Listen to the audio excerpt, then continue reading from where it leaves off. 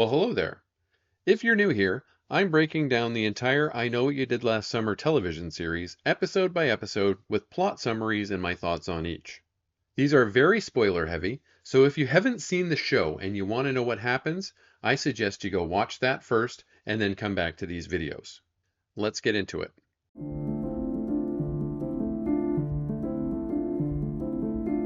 Today we're going to be looking at I Know What You Did Last Summer, Season 1, Episode 2, titled It's Not Just for Dog Shit, which dropped on Amazon Prime on October 15th, 2021. At the end of our last episode, we had a body count of one person and one goat. Quick recap of what we know so far. Lennon and Allison are twins. They had a falling out a year ago. Then, after a party, Lennon's friends piled into Lennon's car where Allison was sitting wearing Lennon's coat. They hit Lennon in the street, killing her, and everyone thought it was Allison. That's their big secret, and someone knows it. So after the big shock of the first episode, Lennon gets home, and when she greets her father and tells him what's happened, it's emotional.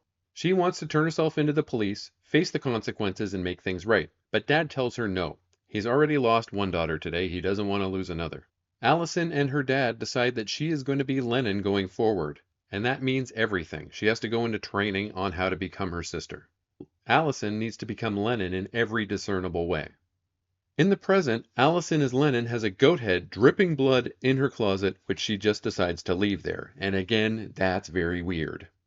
One sticky point of the series that seems to come up again and again is the fact that Allison smoked cigarettes and Lennon didn't. Allison, pretending to be Lennon, continues to smoke and excuses this behavior as trying to be closer to her sister. The fact is, though, this kid is like 19. She probably could have quit very easily in order to sell the illusion, which is what she should have done. Allison as Lennon heads back out to meet up with the OG crew. That is still a cringe name. She doesn't initially notice, though, that someone in a black truck is tailing her. When she stops to meet up with her friends in a parking lot, that's when she sees the black truck. It starts to go by really slowly and then speeds up, kind of like in Halloween. The kids all meet up in the high school gym where they become reacquainted. Margot's now cut her hair. It's like a short pixie cut. I don't think it looks great, but whatever. Riley is still Riley and she's not doing anything different.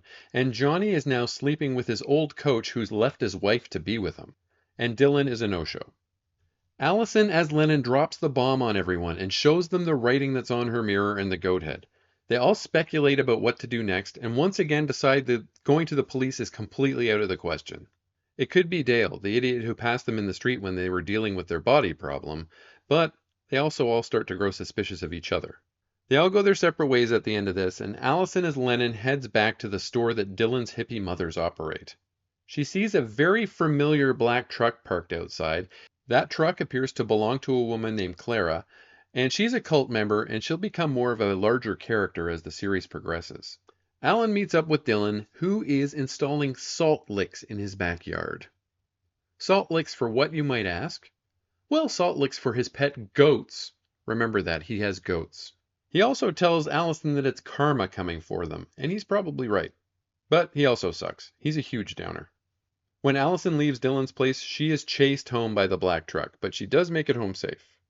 Finally, Allison and Riley clean up the stinky-ass goat head. It probably reeked. Hey, Stinky! We spend a little time with Dad. And Dad appears to be having a very secret, very kinky relationship with Lila, the chief of police. She's played by Fiona Renee of the Tracker series, and they get into a big fight, which turns into a hot bone session for them. And that seems to be a recurring theme with these two. Something wakes Allison up in the night, and when she goes to the window to investigate, the big black truck speeds off, really loud. We see more of this black truck in this episode than we do in any other episode, I promise. The next morning, Dad is installing security cameras outside the house, and I don't think it appears to be related to what happened with the black truck. I think it's just random. Later that day, Johnny is on his way to work.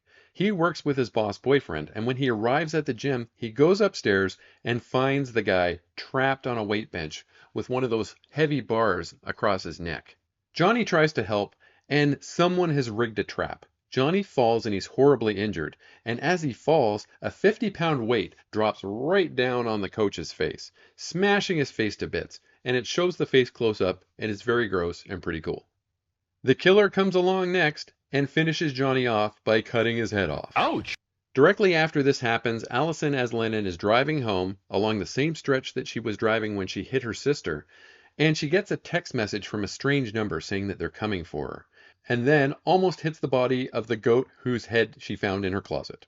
When she gets out of her car to investigate, the entire OG crew receives a text message from Allison, which is a video file of Johnny being beheaded. Now there's something that happens here that doesn't make any sense. I've seen the whole series. I know who the killer is. If you've seen the whole series, you know who the killer is. Upon this rewatch, there's a shot in this sequence that doesn't make any sense at all, given that context. Oh well, that's nitpicking. The episode is now over. So what's our body count at now? We've got 3 people and 1 goat. We're starting off with a bang here, folks. Overall thoughts so far, I don't like the Margot character. I find her completely obnoxious, and I don't think that's going to change through the series. There are also some depictions of self-harm in this episode that I didn't really want to talk about, and I will most likely continue to not talk about them as we go forward. This was another episode where not a lot happened until the last few minutes. I rate this episode a 6 out of 10, and let's hope the next one doesn't center around the black truck. So that brings me to the end of this episode. Please join me for my next episode where I break down the I Know What You Did Last Summer series. As always, you can click the subscribe button at the bottom of this video to subscribe to my channel. It costs you $0, it takes you 2 seconds, and you can see all the other crazy stuff I get up to on my channel. I really hope you're enjoying this so far, and I hope you'll join me for the next one. Goodbye!